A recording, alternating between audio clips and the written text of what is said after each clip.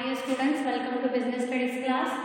We are in fourth form of business organization, that is a cooperative society. We are completed what is the meaning of cooperative society along with its feature. Next, in the second video, we are completed what are the merits or advantage or disadvantage of cooperative societies. And next topic from the cooperative society is types of cooperative society. So types of cooperative society. And according to exam point of view, it is important question for 8 marks. Okay. So from this chapter, 2 important questions are there. First one, merits. What is mean sole proprietorship, along with merits and limitations of sole proprietorship. That is one of the important question for 8 marks. And second important question, that is what are the types of cooperative society. So in exam maximum time this question is asked. Okay, so you have to explain each cooperative society. Okay, so there are total 6 types of cooperative society. So first one, consumer cooperative society, producer cooperative society, marketing cooperative society, farmers cooperative society, credit cooperative society, and last one, cooperative housing society. So these are the 6 types of cooperative society. So one by one we will see in detail things. Okay.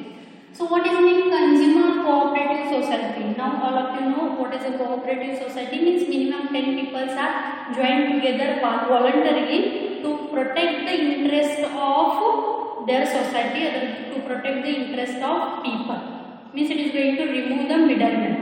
Okay, so consumer means customer, or you can call grahak. So consumer cooperative societies means such a kind of societies are formed to protect the interest of consumer. Consumer cooperative society का मतलब क्या है? ऐसी cooperative society बनी है जो लोगों की, मतलब हम सब लोग कस्टमर हैं. हम कुछ प्रोडक्ट तैयार कर रहे हैं क्या? नहीं, हम प्रोडक्ट तैयार कर रहे हैं मतलब प्रोड्यूसर, वो प्रोडक्ट बेच रहे हैं मतलब मार्केटर हो गए. बट हम कस्टमर हैं, मतलब हम प्रोडक्ट ले रहे हैं, दूसरे के पास से हम प्रोडक्ट ले रहे हैं. So we are a customer और you can call the consumer. So हमारा क्या होता है? हमारा एक्सप्लॉयटेशन होता है, मतलब शोषण होता है. किससे?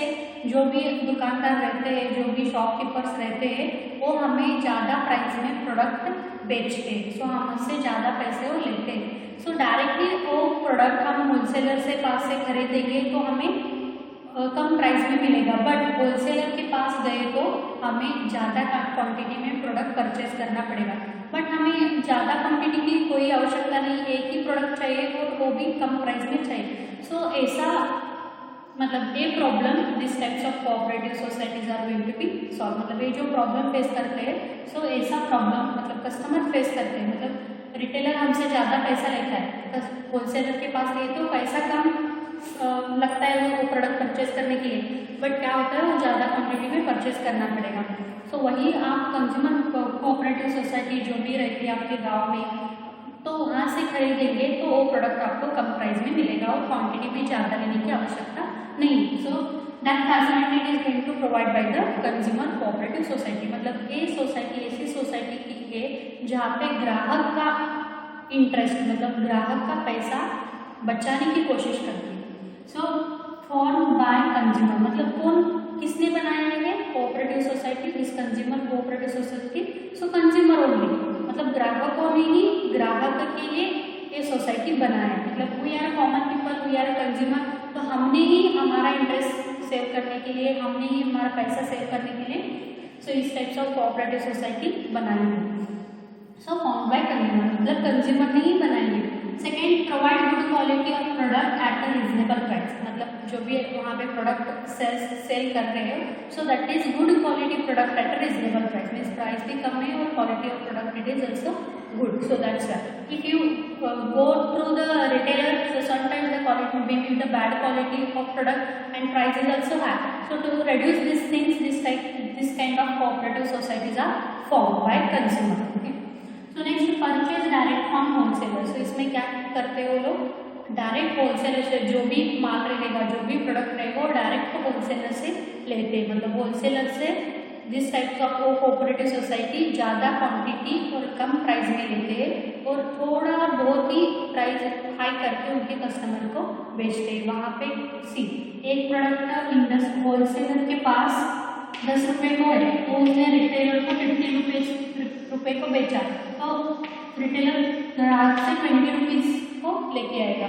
सर वही होलसेलर से ज़्यादा क्वान्टिटी में लिया तो सपोज यहाँ पे 50 रुपीज़ बेचा है तो आपको 60 रुपीज़ में मिलेगा। मतलब जो भी प्रोडक्ट आप रिटेलर के पास ले रहे हो, जो भी सोप रहेगा, sugar, anything what you are purchasing for day to day life, if you purchase that product from the cooperative, that is consumer cooperative society, so आपको वहाँ पे कम प्राइस में और क्वालिटी भी अच्छा वो प्रोडक्ट मिलेगा, बिकॉज वो डायरेक्टली होलसेलर से परचेज करते हैं।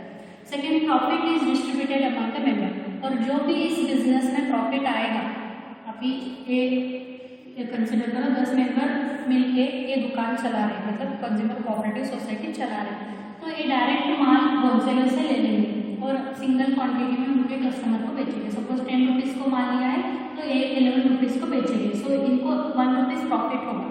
ठीक है, तो जो भी प्रॉफिट आएगा उनके बिजनेस में जितने भी मेंबर्स है उनको सब डिवाइड करके लेंगे, so that is the profit distribution among the members, so that is the consumer cooperative society.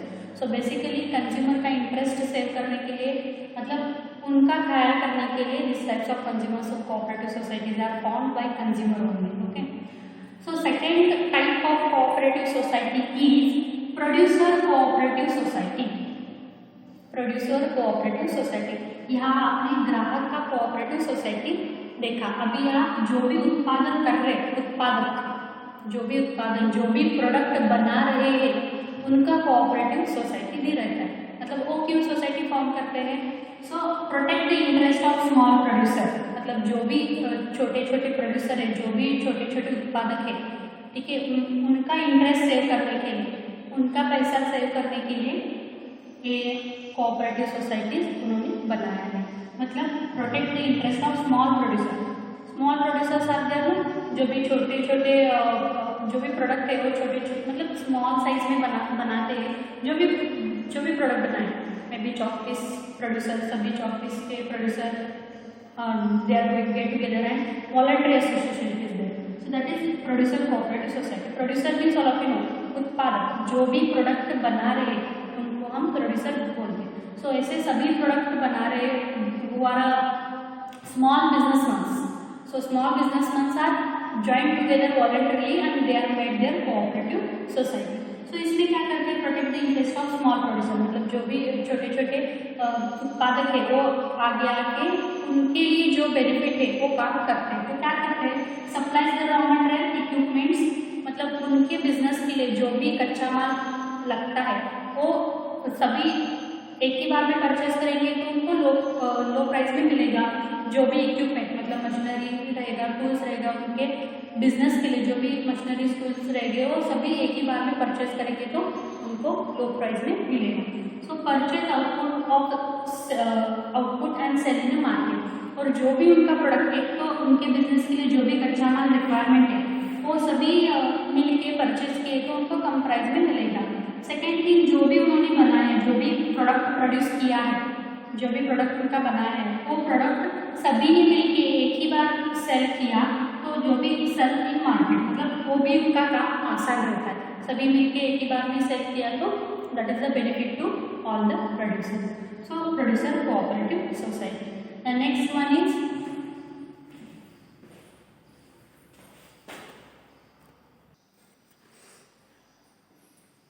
Next type of cooperative society is marketing cooperative society. मतलब जो भी व्यापारी रहते हैं मार्केटिंग केस में, व्यापारों का सोसाइटी, मार्केटिंग कोऑपरेटिव सोसाइटी। सो एक किस लिए बनाते हैं? सो हेल्पिंग अ स्मॉल प्रोड्यूसर, मतलब जो भी छोटे छोटे उत्पादक है उनके लिए वो बनाते हैं। सो सेलिंग देयर प्रोडक्ट, उनका प्रोडक्ट बेचने के लिए वो मार्केटिंग कोऑपरेटिव सोसाइटीज फॉर्म करते हैं। मतलब जो भी छोटे छोटे व्यापारी है वो प्रोड्यूसर से प्रोडक्ट लाते हैं और मार्केट में कस्टमर को बेचते हैं। See how the things are there. See producer रहते हैं, प्रोड्यूसर मतलब जो भी वो प्रोडक्ट उत्पादन कर रहे हैं उनको प्रोड्यूसर बोलेंगे। वो किसके पास जाते हैं? मार्केटर के पास जाते हैं। मतलब जो भी वो प्रोडक्ट बेच रहे हैं, सेलिंग, वो आर सेलिंग द प्रोडक्ट, वो आर प्रोड्यूसिंग द प्रोडक्ट, वो are selling the product and वो are going to consuming the product. मतलब प्रोड्यूसर जो प्रोडक्ट बनाते हैं, उत्पादक मार्केटर व्यापारी को लेके, जो भी प्रोडक्ट प्रोड्यूसर से खरीदी करके ग्राहक को बेचते हैं उनको मार्केटर बोलेंगे, और कंज्यूमर जो भी प्रोडक्ट उस व्यापारी से लेते हैं उनको क्या बोलेंगे हम, कंज्यूमर। तो इसमें एग्जाम्पल क्या आएगा, मार्केटर में होलसेलर एंड रिटेलर आएंगे, प्रोड्यूसर में all kind of industry, and consumer we are a common people working as a consumer. Okay, so marketing cooperative society मतलब ये मार्केटर क्या करते हैं, helping small producer in selling their product, मतलब ये छोटे छोटे जो भी उत्पादक रहते हैं, प्रोड्यूसर्स रहते हैं, उनके पास से माल लेके वो मार्केट में बेचते हैं। So that is the thing. Next, provide transportation, warehousing and packaging facility to producer, मतलब प्रोड्यूसर ने जो भी माल बनाया है, उत्पादक ने जो भी माल बनाया है, उनके माल का ट्रांसपोर्टेशन करना, मतलब इस जगह से दूसरी जगह का वो माल पहुंचाना। सेकेंडली, वेयर हाउसिंग, उनके माल के लिए स्टोरेज फैसिलिटी देना, मतलब गोडाउन बोलते हैं ना, तो सभी स्मॉल प्रोड्यूसर है, छोटे छोटे उत्पादक है, उनके पास बड़ा गोडाउन तो नहीं रहेगा, तो ये क्या करते हैं, मार्केटर वो खुद का गोडाउन बना के उनका प्रोडक्ट वहाँ पे रखने के लिए परमिशन देते हैं। सो ट्रांसपोर्टेशन मतलब इस जगह से उस जगह तक उनका प्रोडक्ट बेचते हैं। सेकेंडली, वेयर हाउसिंग, वो स्टोरेज फैसिलिटी भी देते हैं, एंड पैकेजिंग फैसिलिटी, मतलब जो भी प्रोड्यूसर ने प्रोडक्ट बनाया है उन प्रोडक्ट का पैकेज करना, पैकिंग करना, वो पैकिंग करने का काम भी ये मार्केटर करते हैं। ठीक है, so this facility they are going to provide to producers. So एक काम मार्केटर करते हैं जो चीज़ें benefit to the producer as well as consumer. So that is the marketing cooperative society. Next type of cooperative society is farmers cooperative society. So name itself indicate farmers, मतलब जो भी society cooperative society बनाया है वो जो भी farmers है उनके बेनिफिट के लिए बनाया गया है। सो उनमें क्या करना है, provide better quality seeds, fertiliser and machinery, मतलब फार्मर को क्या कर, मतलब ये भी जो सोसाइटी फॉर्म किया है वो फार्मर के बेनिफिट के लिए बनाया है। तो वो क्या करते हैं, बेटर क्वालिटी सीड्स देते हैं, जो भी फार्मर्स रहेंगे उनको बेटर मतलब अच्छे क्वालिटी का सीड्स, ओके, दान जो भी हम खेत में उगाते हैं वो अच्छे क्वालिटी का सीड्स, फर्टिलाइजर मतलब खाद जो भी खाद हम खेती के लिए डालते हैं, so that is the fertilizer and machineries which equipments और machineries are required for farming। खेती करने के लिए जो भी मशीनरीज लगती है, इक्विपमेंट्स लगते हैं, वो सभी कम प्राइस में एक कोऑपरेटिव सोसाइटी फार्मर को देती है। मार्केट में इन गुड क्वालिटी सीड्स का, फर्टिलाइजर का, मशीनरी का प्राइस बहुत ज़्यादा है, बट कोऑपरेटिव सोसाइटी क्या करती है, फार्मर के लिए जो भी गुड क्वालिटी सीड्स रहेगा, खाद रहेगा, जो भी मशीनरीज रहेगा, वो फार्मर के को कम प्राइस में बेचते हैं। So that is the farmers cooperative society.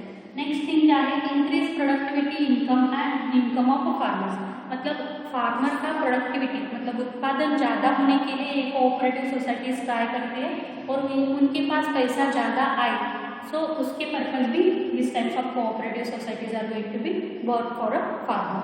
So that is the farmer cooperative society. So in each cooperative society name itself indicate what is the meaning of it. First रहेगा consumer, मतलब ग्राहक के लिए बना है। सेकेंड, प्रोड्यूसर मतलब जो भी उत्पादन कर रहे हैं उत्पादक के लिए बना है। मार्केटिंग जो भी उनका व्यापार कर रहे हो वो व्यापारी के लिए बना है। फार्मर्स मतलब जो भी फार्मर खेती कर रहे हैं उनके लिए बना है। नेक्स्ट इज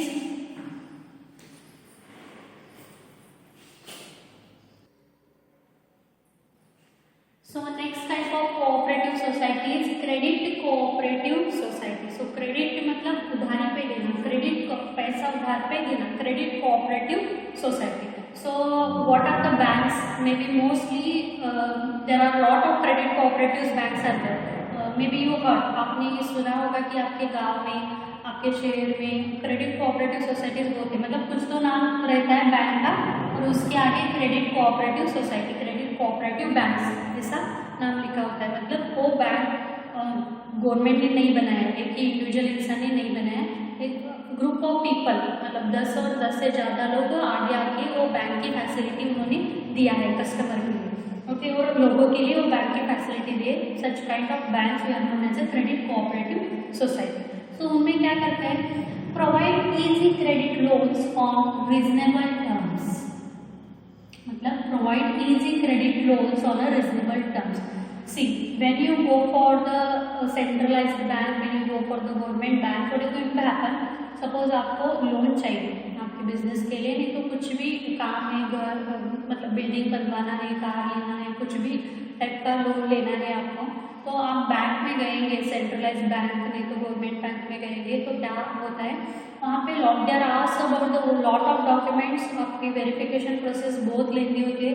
सपोज आपको इमरजेंसी लोन चाहिए और ज़्यादा पैसा भी चाहिए, मतलब ज़्यादा अमाउंट ऑफ लोन चाहिए, तो गवर्नमेंट मतलब सेंट्रलाइज बैंक को वो लोन देने के लिए तैयार नहीं होती वहाँ पे। सो जो भी सोल प्रोप्राइटरशिप रहते हैं, सो उनके लिए भी बैंक से लोन लेने के लिए डरते हैं, क्योंकि एक ही इंसान बिजनेस चला रहा है, सपोज लॉस हो गया तो कौन पे करेगा उसका लोन, इसलिए सोल प्रोप्राइटरशिप के लिए लोन को इजीली अवेलेबल नहीं करते, देते हैं बट लॉन्ग टर्म के लिए नहीं देते, ज़्यादा दिन तक पैसे नहीं देते, वो शॉर्ट टर्म लोन देते हैं वहाँ पे। बट इस types of credit cooperative societies में क्या रहता है, प्रोवाइड इजी क्रेडिट लोन्स, मतलब आपको इजीली लोन मिल जाता है ऑन रीजनेबल टर्म्स, मतलब ज़्यादा कुछ भी टर्म्स कंडीशंस डॉक्यूमेंट वेरिफिकेशंस इसका ज़्यादा बर्डन नहीं रहता, so easily every process is going to be run there. Okay, next protect from exploitation of lender, मतलब ये क्रेडिट कोऑपरेटिव सोसाइटी क्या करता है, प्रोटेक्ट फ्रॉम एक्सप्लॉयटेशन, मतलब आपका शोषण होता है ना फ्रॉम लेंडर, मतलब लेंडर मतलब जो भी आपको पैसा दे रहा है वो आपका शोषण करता है, मतलब क्या है, सपोज वो इंटरेस्ट रेट ज़्यादा लगाता है, सपोज आपने लोन लिया तो 20%, 18% ऐसा इंटरेस्ट रेट लगाता है, मतलब क्या है, उसने आपको 100 रुपीज़ दिया तो आप उसको रिटर्न में 100 रुपीज़ के लिए 120 रुपीज़ एक महीने के लिए, एक ईयर के लिए देना चाहिए, 2 ईयर हुआ तो इंटरेस्ट रेट बढ़ता है, 100 + 20 + 20 140 उतना देना चाहिए, मतलब जो भी इंटरेस्ट रेट रहेगा 100 रुपीज़ के लिए 20 रुपीज़ एक्स्ट्रा देना पड़ेगी आपको पर ईयर, ठीक है, पर ईयर 100 रुपीज़ को 20 रुपीज़ आपको देना पड़ेगा, so that is the interest rate. So जो लोन देने वाले हैं लेंडर्स, जो भी लोन आपको देते हैं, मे बी बैंक रहेगा, नहीं तो एक कोई भी व्यापारी इंसान रहेगा, ओके, सेठ जी रहेगी, जो भी आपको लेंडर, उनको लेंडर बोलते हैं, जो भी पैसे दे रहे हैं, सो वो क्या करते हैं, वो आपसे ज़्यादा इंटरेस्ट रेट लगाते हैं, आपको पैसा चाहिए तो आप क्या करते हो, उनके पास जाते हो और आप उनके पास से पैसा लेते हो, तो वो क्या करता है, एक्सप्लॉयटेशन, मतलब लोगों का शोषण करते हैं, मतलब ज़्यादा पैसे उनसे लेके, ज़्यादा अमाउंट ऑफ इंटरेस्ट रेट लेके वो लोगों का शोषण करते हैं। तो ये शोषण रोकने के लिए जैसे कि क्रेडिट कोऑपरेटिव सोसाइटीज हेल्प करते हैं, मतलब उनके पास चार्जेस लो इंटरेस्ट रेट, मतलब वो जितना लेंडर लगाता है उससे कम उनका इंटरेस्ट रेट रहता है, 10%, 12% इतना उनका इंटरेस्ट रेट रहता है लोन के ऊपर, मतलब कम इंटरेस्ट रेट रहता है, ठीक है। सो इसके लिए credit cooperative societies are going to help, मतलब आपके बिजनेस के लिए, आपके पर्सनल यूज़ के लिए आपको पैसा चाहिए तो आप सेंट्रलाइज बैंक में जाएंगे तो आपको पैसा भी कम मिलेगा, second thing document verification, lot of things are there, but यहाँ पे जाओगे तो easily credit facilities are available, आपको इजीली लोन मिल जाएगा। सेकेंड थिंग, जो भी आप बाहर से आप पैसा लिए तो आपके पास से इंटरेस्ट रेट ज़्यादा लेते हैं लोग, सो वो रोकने के लिए if you taken a loan from credit cooperative bank, तो उनके पास कम इंटरेस्ट रेट, मतलब वो इंटरेस्ट रेट ब्याज कम लेते हैं, that is the thing. And last one, cooperative housing society, so name itself indicate, so construct houses plot to member at reasonable price. So a type की society क्या आप करते हैं, 10 लोग मिलके this kind of society they are form, minimum 10 members, more than lot of them. तो ये क्या करते हैं, जो भी घर है, प्लॉट्स है और मेंबर, मतलब they are going to sell it to members at reasonable price. जो भी लोग उनके कोऑपरेटिव सोसाइटी से जुड़े हुए हैं, मतलब सपोज 100 लोगों ने मिलके कोऑपरेटिव हाउसिंग सोसाइटी बनाया, तो वो क्या करते हैं, सभी का मिलके, मतलब उन जो भी मेंबर्स है उनको हाउस मतलब घर और प्लॉट्स कम प्राइस में बेचते, ठीक है। नेक्स्ट है giving installment facility for the payment. So घर लेना है तो पैसा तो देना पड़ेगा, you have to pay the money, तो पैसा भी पे करना है तो at the same time you have to pay, मतलब आज 10,000 दूंगा, कल 2 लाख दूंगा, उसके बाद 5 लाख दूंगा, ऐसा नहीं चलता है। What you have to do, what you are paying to purchase the house or plots, you have to pay at the same time. But इस टाइप की कोऑपरेटिव हाउसिंग सोसाइटी क्या करती है, आपको इंस्टॉलमेंट देती है, मतलब पर जितना भी, सपोज आपने 10 लाख का घर लिया है तो एक ही बार में 10 लाख देने की कुछ भी आवश्यकता नहीं है वहाँ पे, तो आप पर मंथ और पर ईयर थोड़ी थोड़ी अमाउंट करके, मतलब थोड़ा थोड़ा इंस्टॉलमेंट, मतलब पर मंथ 10-10 हज़ार करके आपको पे करेंगे तो भी चलेगा। सो इंस्टॉलमेंट फैसिलिटी देती है कोऑपरेटिव हाउसिंग सोसाइटी की तरफ से। आपने घर लिया तो एक ही बार पैसा देने की कुछ भी आवश्यकता नहीं, इंस्टॉलमेंट में दे दो, मतलब इस मंथ में थोड़ा दे दो, नेक्स्ट मंथ में थोड़ा दे दो, ऐसे करके आप इंस्टॉलमेंट में वो लोन चुका सकते हैं। नेक्स्ट है residential accommodation at lower rent. So जो भी निवासी फैसिलिटीज रहेगा, घर रहने के लिए फैसिलिटीज रहेगा, मतलब रेंट के ऊपर आप घर रहे, ये तो धर्मशाला बोलते हैं। सो वैसी फैसिलिटी कोऑपरेटिव हाउसिंग सोसाइटी भी देती है, मतलब temporarily you are living at a place, not a permanent. So ऐसे भी इस टाइप की कोऑपरेटिव सोसाइटीज देती है। सो हमारे इंडिया में तो I don't know the thing clear thing, but विदेश में क्या रहता है, सपोज फॉरेन कंट्री से इस कंट्री में लोग आए, मतलब इंडिया से दूसरे कंट्री में लोग गए तो उनको रेसिडेंशियल हाउसिंग फैसिलिटी रहती है वहाँ पे, मतलब आपको वहाँ घर मिलने तक, परमानेंट घर मिल, हम जाएंगे घर कहाँ सर्च करेंगे, टेक्स टाइम, तो वहाँ पे क्या आपको अदर कंट्रीज आर प्रोवाइडिंग, आपको रेसिडेंशियल अकोमोडेशन प्रोवाइड करती है, मतलब टेम्परेरी आप 1 महीना 2 महीने उस घर में रह सकते हो, उसके बाद आप खुद का घर सर्च करके खुद के घर में जा सकते हो। सो ऐसी फैसिलिटीज भी प्रोवाइड करती है। So this facilities are going to provide by the housing cooperative society. So I hope you got the clear concept about it. Suppose if you have doubt, we will clarify your doubts within the Google Meet class. Okay. So these are the 6 types of cooperative society. Once again I am repeating here: consumer cooperative society, producer cooperative society, marketing cooperative society. Next that is farmers cooperative society, credit cooperative society, and cooperative housing society.